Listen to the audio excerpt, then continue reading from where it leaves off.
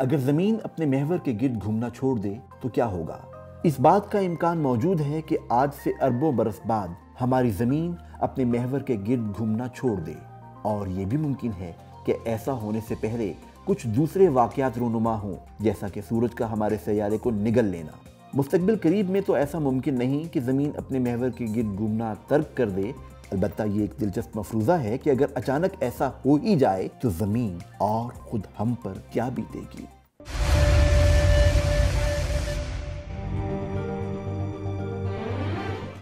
زمین سورج کے گرد گردش کرتے ہوئے خط استوا پر 1000 میل فی گھنٹہ کی رفتار سے گھومتی یا سپن کرتی ہے۔ جو ہم قطبین یا پولز کی طرف بڑھتے ہیں، یہ گردش قدرے ہلکی پڑنے لگتی ہے۔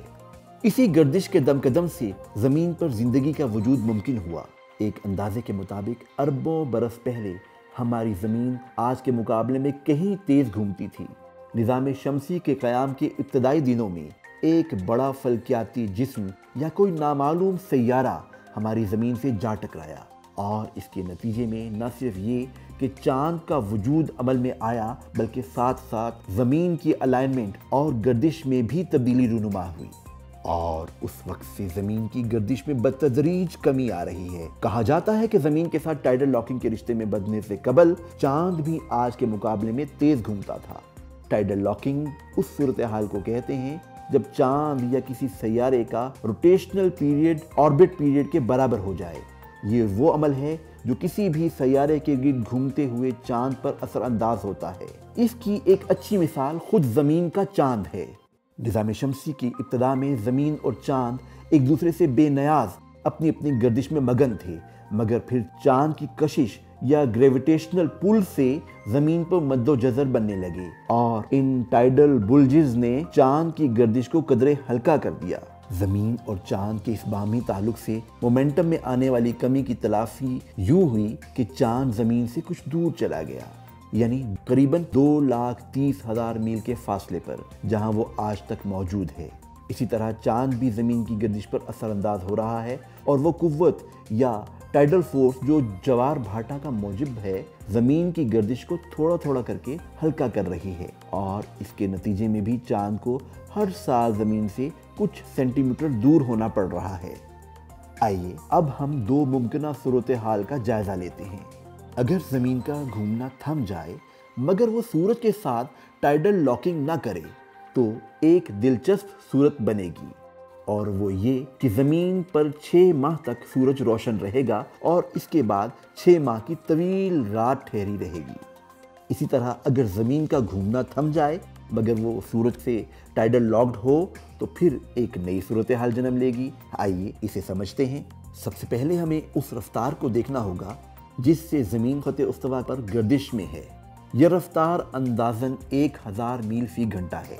اگر زمین اچانک گھومنا رک جائے تو اس ٹھہراؤ کے نتیجے میں زمین کی سطح پر موجود ہر شے لگ بھگ 1000 میل فی گھنٹہ کی رفتار سے ایک طرف دھکیلے جانے پر مجبور ہو جائے گی، کیونکہ زمین کی کشش سے باہر نکلنے کے لیے قریباً 25,000 میل فی گھنٹہ کی رفتار یا اسکیپ ویلوسٹی درکار ہے۔ ہر شے آگے کی سمت ہچکولے کھانے کے باوجود زمین پر ہی ٹھہری رہے گی۔ ذرا اس منظر کا تصور کریں، جب زمین پر ہر شے 1000 میل فی گھنٹہ کی رفتار سے دھچکے کھاتی پھر رہی ہوگی۔ اس سب کے نتیجے میں انسان، گاڑیاں، جانور اور درخت، یہاں تک کہ عمارتیں بھی اپنی بنیادوں سے اکھڑ کر تنکوں کی طرح فضا میں اڑتی چلی جائیں گی، اور ایک عجیب بے بسی کا عالم ہوگا۔ اسی طرح سمندروں کا پانی بھی بے قابو ہو کر ایک طرف کو اچھلتے ہوئے بہنے لگے گا، اور ان کی لہریں میلوں بلند اور بلند تر ہونے لگیں گی۔ یوں ہمارے سامنے ایسے ہولناک اور فلک بوز سونامی جنم لیں گے کہ جن کا آخری سرا تک دکھائی نہ دے گا۔ بس یوں لگے گا کہ پانی کی ایک طویل القامت دیوار 1000 میل فی گھنٹہ کی رفتار سے آپ کی طرف دوڑی چلی آ رہی ہے۔ یہ اندازہ لگانا دشوار نہیں کہ اس سب کے نتیجے میں زمین پر زندگی کا بڑی حد تک خاتمہ ہو جائے گا۔ زمین کے گھومنا چھوڑ دینے کے باوجود زمین کی فضا زمین کی رفتار سے حرکت میں رہے گی، جس کے نتیجے میں تیز آندھیاں اور طوفان بنیں گے۔ چونکہ زمین سورج کے گرد گردش میں مگن ہے، مرکز گریز قوت یا سینٹریفیوگل فورس زمین کو خط استوا کے ساتھ ساتھ پھلا دیتی ہے۔ اگر بالفرض زمین گردش میں نہ ہو تو یہ ابھار سا بھی نہ بنے، اور خط استوا کے ساتھ زمین کے نہ پھولنے کی صورت میں وہاں کا زائد پانی قطبین کی طرف بہنا شروع ہو جائے۔ جب زمین گھومتی ہے تو اس کے اندرونی کور سطح کے مقابلے میں زیادہ تیزی سے گھوم رہی ہوتی ہے۔ زمین کی سطح کی رفتار ہلکی ہونے کی صورت میں یہ لازم نہیں کہ کور کی رفتار بھی ہلکی ہو جائے۔ یہ درست اندازہ لگانا محال ہے کہ زیر زمین موجود لاوے پر کیا بیتے گی۔ گمان ہے کہ اوپر اور نیچے پائی جانے والی ٹیکٹونک قوتیں باہم دست و گریباں ہونے لگیں گی اور پورے سیارے میں سخت گیر آتی فشاں پھٹنے لگیں گے۔ سورج کے ساتھ ٹائیڈل لاکڈ ہونے کی صورت میں نصف کرہ ارض مستقل طور پر سورج کے رخ پر، جبکہ دوسرا نصف کرہ مستقل طور پر تاریکی میں ڈوبا رہے گا۔ ہمارا سیارہ نظام شمسی کے گولڈی لاک زون میں پایا جاتا ہے، جسے آسان الفاظ میں رہائش کے قابل علاقہ سمجھا جاتا ہے۔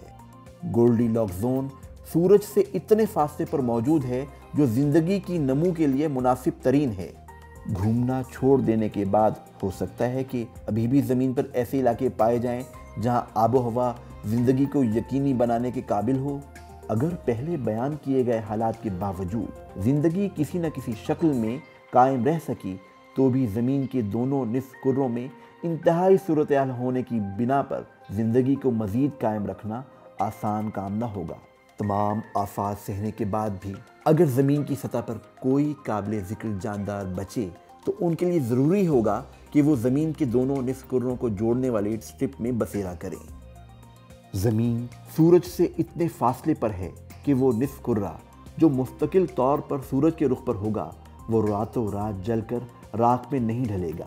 البتہ یہ حصہ سورج کی حرارت مسلسل وصول کرنے کے نتیجے میں گرم تر ہوتا چلا جائے گا، اور پھر درجہ حرارت میں اضافے کی بنا پر تیز بارشیں شروع ہو جائیں گی۔ عام حالات میں موسم ماحول کو قاعدے اور ضابطے میں رکھتا ہے، مگر ہم ایک خاص صورتحال کی بات کر رہے ہیں جہاں نصف کرہ گرمی اور نصف کرہ سردی کا شکار ہے۔ گرم حصے میں ماحولیاتی گیسیں حرارت میں مزید اضافے کا سبب بنیں گی۔ اسے رن اوے گرین ہاؤس ایفیکٹ کا نام دیا جاتا ہے۔ گیسوں کے بادل درجہ حرارت بڑھائیں گے اور سمندر ابلنا شروع ہو جائیں گے۔ سب سٹیلر پوائنٹ یا زمین کا وہ حصہ جو خط استوا پر سورج کی شعاعیں وصول کر رہا ہوگا اس قدر گرم ہو جائے گا کہ وہاں کسی بھی جاندار کا زندہ رہنا ممکن نہ رہے گا۔ دوسری طرف زمین کے سرد اور تاریک نصف کرے کی صورتحال یکسر مختلف ہوگی۔ وہاں سورج کی روشنی سے محرومی کی بنا پر فضا ایک گاڑھی گیس میں بدل چکی ہوگی جو کنڈنس ہو کر مائع میں ڈھل جائے گی۔ ہم اس بارے میں یقین سے نہیں کہہ سکتے کہ کیا وہ مزید کنڈنس ہو کر ٹھوس برف میں بھی بدلے گی کہ نہیں۔ اس کے برعکس اندازہ یہ ہے کہ مائع کے مزید کنڈنس ہونے کی صورت میں وہاں خلا بنے گا۔ یہ خلا زمین کے گرم نصف کرے سے ہوا کو اپنی طرف کھینچے گا جہاں فضا میں پائی جانے والی گیسیں پہلے ہی پھیل رہی ہوں گی۔ ایسا ہونے کی صورت میں اس بات کا امکان ہے کہ ہماری زمین رہنے کے قابل بن سکے، تاہم گرم اور سرد ہوا کے تبادلے کے نتیجے میں رونما ہونے والے طوفانوں کو تصور کرنا بھی محال ہے۔ زمین کے دونوں طرف شدید نوعیت کے طوفان جنم لے رہے ہوں گے اور تیز آندھیاں چٹانوں کو توڑ کر ریت میں تقسیم کر دیں گی۔ اس سب کے بعد جس شے کے وقوع پذیر ہونے کا امکان ہے وہ یہ ہے کہ زمین کی میگنیٹک فیلڈ وقت کے ساتھ بتدریج گھٹتی چلی جائے۔ ایسا اس بنا پر ہوگا کہ زمین کا مقناطیسی میدان ڈائنامو ایفیکٹ کی وجہ سے بنتا ہے، جس میں زمین کی گردش اپنا کردار ادا کرتی ہے۔ زمین کا مقناطیسی میدان نہ صرف فضا کو باہم جوڑے رکھتا ہے، یہ زمین کو کونی شعاعوں یا کاسمک ریز سے بھی محفوظ رکھتا ہے۔ اس ساری صورتحال میں ہمارا کیا بنے گا؟ انسان خود کو حالات کے مطابق ڈھالنے کی صلاحیت رکھتے ہیں اور بڑی سے بڑی آفات کا مقابلہ کرتے آئے ہیں۔ مزید یہ کہ ہم جدید ٹیکنالوجی کے بھی حامل ہیں، مگر ایسے سیارے میں اپنی بقا کو ممکن بنانا جس کی اپنے مدار میں گردش رک چکی ہو اور جو سورج کے ساتھ ٹائیڈل لاکڈ ہو چکا ہو، ایک بہت بڑا چیلنج ہوگا۔ ہم زیر زمین جا کر کسی حد تک ماحول کو اپنے جینے کے قابل بنا سکیں گے، مگر ان حالات میں اپنے لیے خوراک کا بندوبست کرنا ایک دشوار امر ہوگا۔ بہرحال ایسی غیر معمولی صورتحال کے پیش آنے کا فوری طور پر کوئی امکان نہیں۔ سائنسدانوں کے اندازے کے مطابق ایسا کچھ ہونے میں ابھی اربوں برس لگیں گی۔ اس دلچسپ موضوع پر آپ کی کیا رائے ہے؟ اگر آپ کو ہماری یہ کوشش پسند آئے تو اسے اپنے دوستوں کے ساتھ شیئر کیجیے اور معاشرے میں سائنسی شعور بیدار کرنے میں اپنا کردار ادا کیجیے۔